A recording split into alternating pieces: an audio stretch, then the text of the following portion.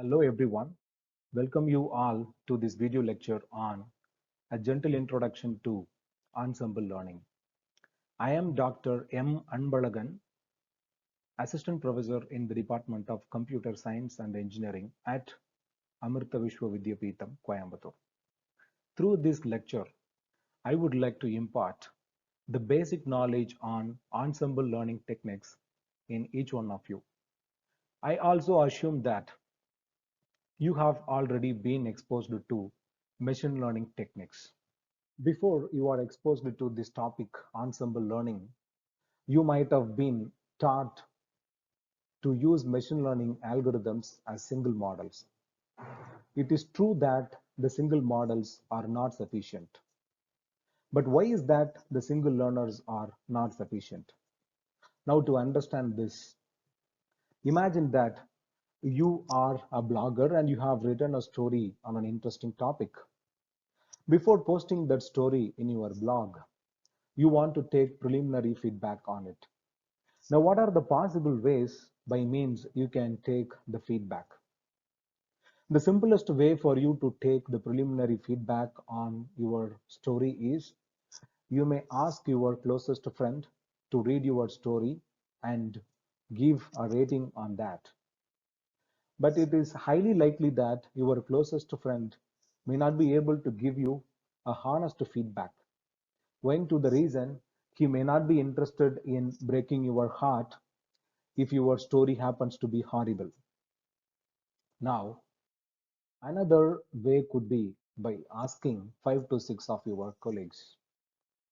This time you can expect to get a better feedback than the previous case.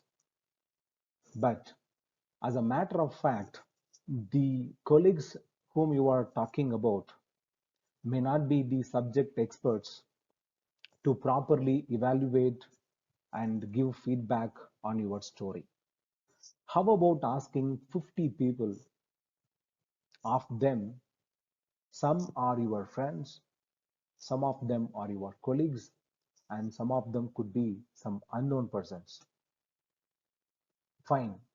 But the feedback that you are going to get this time is going to be a really honest feedback. It would be much better than the previous two cases. It is because the crowd is consisting of people of different kinds, people of diverse nature are there in the group. So there is a higher chance for you to take an appropriate preliminary feedback on your story. And hence, based on that feedback that you would be receiving from these people, you can either decide to post your story in your blog, or you may want to refine it further in order to make it even more better. Fine. The inference that we can make through the story that we have been talking all these times is that certain single learners are good at modeling one aspect of the data, while others are good at modeling another.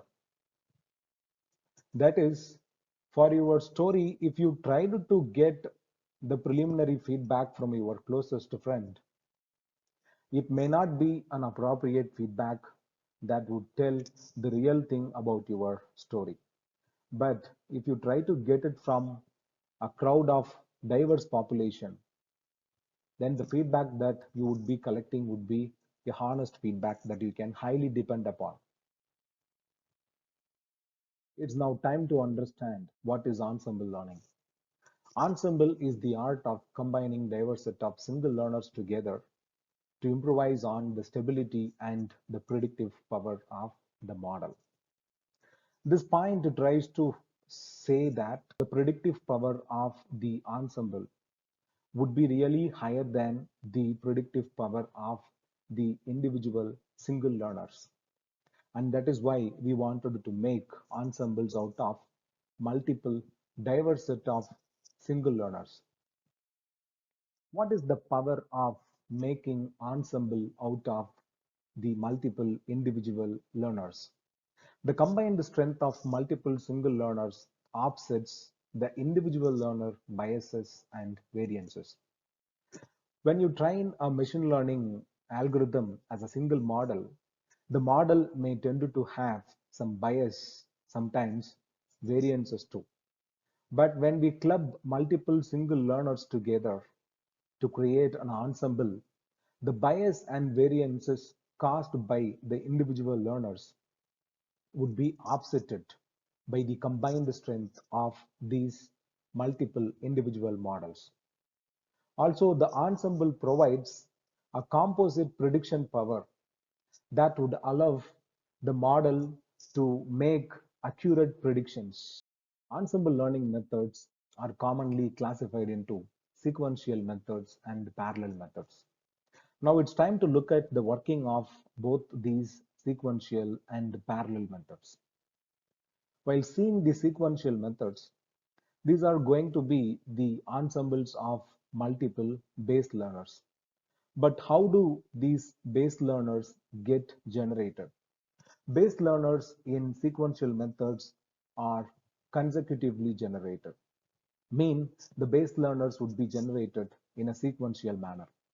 And the motivation behind using sequential methods is to exploit the dependence between the base learners that would be taking part. On the other hand, parallel methods tend to have independent base learners which are independent of each other. So as they are independent of each other, they would be generated in parallel.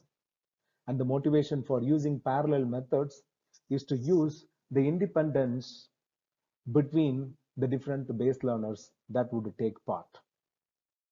By this time, you got to know what ensemble means. So ensemble is a collection of, or it is a grouping of multiple single base learners for the purpose of combining the predictions. But how can we combine the predictions of the individual base learners? Now, the answer to this question is lying in aggregation strategies. We have aggregation strategies like majority voting, averaging, or weighted averaging. But which one is suitable for classification and which one is suitable for regression, that we would rule out here. Now, what we see here in the current slide is majority voting, which is in fact a suitable aggregation strategy if we try to solve a classification problem. In majority voting, the predictions which we get from the majority of the models, majority of the single learners or base learners are used as the final prediction. Supposing, imagine that we have an ensemble consisting of 15 base learners. Now for a particular instance, 9 of the 15 base learners have predicted the class label to be X, and the remaining 6 single learners or base learners have predicted the class label for the instance to be Y. Then we would have to take the class label X as the final class label for the instance because it is majority voting. The next aggregation strategy that we see here is averaging. In averaging, we take an average of predictions from all models and use it to make the final prediction. In the slide, what is being illustrated is we have 3 base learners. In base learner 1, what we have is a random forest regressor, and in base learner 2 we have a linear regressor, and in base learner 3 we have the support vector machine regressor. The output of these 3 base learners or regression algorithms would be averaged to get the final output for the instance that we are concerned about. The last aggregation strategy that I took for the discussion is the weighted averaging. Unlike averaging, in weighted averaging, to each of the individual base learner, we would be associating a weight. We will have to make sure that the sum of all the weights assigned to the base learners must be equal to 1. The weights would be assigned to the base learners based on their predictive power. If the higher the weight assigned to a particular base learner, it means that the predictive power of that particular base learner is really higher. So that way, we would be assigning weights to different base learners in the given ensemble, and the final prediction would be calculated by considering or by taking the sum of the products of weights and the prediction of the individual base learners. Now, having seen about the aggregation strategy, it's time to quickly look at the different classes of ensemble learning. Though there are many ensemble learning techniques invented, only three of them have withstood, namely bagging, stacking, and boosting. Let's now quickly see something about bagging. Bagging is the short form of bootstrap aggregating. The terminology bootstrap refers to a kind of sampling technique. It is in fact a random sampling with replacement. So now it is depicted here in the pictorial illustration that we have our original data set consisting of multiple instances. From this original data set, we are going to create bags. Bags are nothing but the subsets of the original data set. How can we create bags? Bags would be basically created by performing random sampling on the original data set with replacement. With replacement means that while creating a bag, we would take instances from the original data set. As soon as they would be taken and the bag would be created, the instances would be returned back to the original data set. So there are chances for the same instance to be repeated in a particular bag or to be repeated across all other bags in the given scenario. So now from the original data set, here there are three subsets created. It is not that we can create only three subsets out of the original data set. Depending upon the number of base learners that we would be using, we can create many number of the bags from the original data. Bagging is a parallel method. Now here, I would like to illustrate this through a small animation. What we see here is the original data set. From this original data set, we would be creating capital N number of subsets. These are in fact called as bags over here. And for each of these bags, now we are going to create the base learners or the single learners, and basically they are going to be independent of each other. We are creating n such base learners over here. Now the prediction performance of these n base learners would be combined together by means of an aggregation strategy. It might be either the averaging or majority voting depending upon the type of the output variable that we would have in the original data set. Now from this combined prediction, we would be able to get the output y cap for the given input x. So here, as you can see, the bags that we created are basically based on the random sampling, bootstrap sampling that we have done with the original data set. Also, these base learners are independent of each other. For simplicity, in all these base learners, we would be using the decision tree classifier or regressor to be machine learning algorithm for them. The simplest and the most widely used form of bagging is the random forest classifier. Now, the difference that we are going to find in the pictorial illustration that we are seeing here in the current slide and what we saw in the previous slide is that in the previous slide, the base learners were indicated through boxes, but now we are going to replace all those boxes with some decision trees. So if we have created n bags, then for each of those n bags, we'll have to create a decision tree. Though it is a decision tree, it is a common algorithm that we use here. The decision trees have to be diversified from each other. To introduce diversification among these decision trees, we will be changing certain things like the type of the split that we would do with a decision tree or the depth of the tree we would be changing, and the attributes that we would select for making the split of branches that would be different across all these trees. Now, the next form of the ensemble learning technique is stacking technique. Unlike bagging, in stacking, we are not going to have the same algorithm that would be used across all the base learners. Here we would be having two different levels of learners. At level 0, we would be having single learners of different kinds. And in level 1, we would have something called a combined learner. The primary responsibility of the combined learner is to combine the prediction performance of the single learners that are found at level 0. It's up to us whether to have 2 levels or 3 levels. If we want to have 3 levels, then at level 0, we would have single learners of different kinds. At level 1, we would have 2 or 3 combined learners to combine the prediction performance of the learners at layer 0. Then at layer 2, we would be having one single combined learner that is responsible for combining the prediction performance of the 3 or 4 combined learners that we have seen in the layer 1. And with combiners, it is possible to determine which classifiers are likely to be successful in which particular occasion or in particular feature space, and combine them accordingly. We can combine them accordingly. Now, the input data set, it's a small animation that shows how the stacking is working. We have the data set. We fed as input to all the single learners that we have.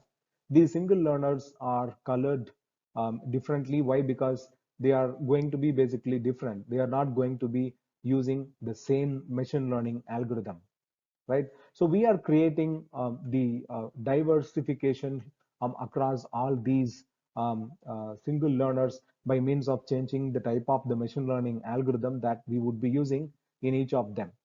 So now each of these single learner will be producing a prediction that would be combined by something called a meta learner. This is not an aggregation strategy like voting or averaging. This is said to be a meta learner, a learner that is responsible for combining the prediction performance of the single learners that are found at the layer 0. And from the meta learner, we would be able to get the final prediction for the input X. Now, moving on, we have the last form of ensemble learning technique that we took into consideration for this lecture, which is nothing but the boosting technique.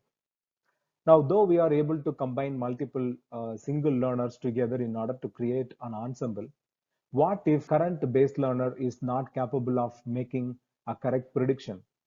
Then the same would be cascaded across the following single learners in the ensemble. That how can we handle? That situation can be handled through an ensemble learning technique called the boosting. Now, in such situation, what we can do is we can introduce boosting. Boosting is basically a sequential method wherein the base learners cannot be constructed in parallel manner. They would be generated in a sequential manner.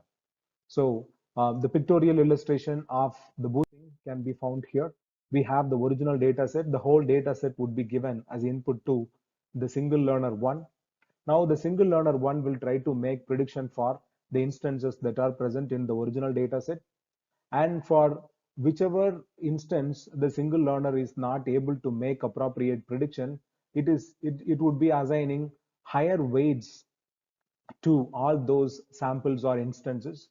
So along with these weighted samples of the misclassified instances and the original data set, we would be creating the second single learner, which takes care of predicting the appropriate class label or appropriate output for the misclassified instances by the previous base learner. Now, for whichever instances the single learner 2 is not capable of making appropriate prediction, it needs to assign some weight to that. The weights would be assigned, and they are said to be the weighted sample 2. Now, together with weighted sample 2 and the original data set, the single learner 3 would be created. Now, single learner 3 is responsible for making appropriate predictions for the weighted sample 2. Now, if the single learner 3 is not capable of making any prediction, appropriate prediction for any of those instances, they would be assigned weights. And along with that weighted sample, the original data set would be given as input to the single learner 3, and so on and so forth up to the single learner n. Finally, the prediction performance of all these single learners would be combined together through a combining mechanism called combining the predictive power, and from where we would be able to get the output for the instance. Moving on, we have a representative for the boosting ensemble learning, which is said to be the ADA boost. The only differentiation that you can see with respect to the pictorial illustration over here is in the earlier slide when it was pictorially illustrated, we have used some boxes to indicate the single learners, but those boxes are now replaced with decision tree classifiers or regressors. So ADA boost is a kind of boosting technique wherein we would use decision trees to be the single learners or the base learners. And finally, the result of all these, the prediction power of all these decision trees would be combined together with the help of the aggregation strategy, and from that we would be able to get the output for the given input instance X.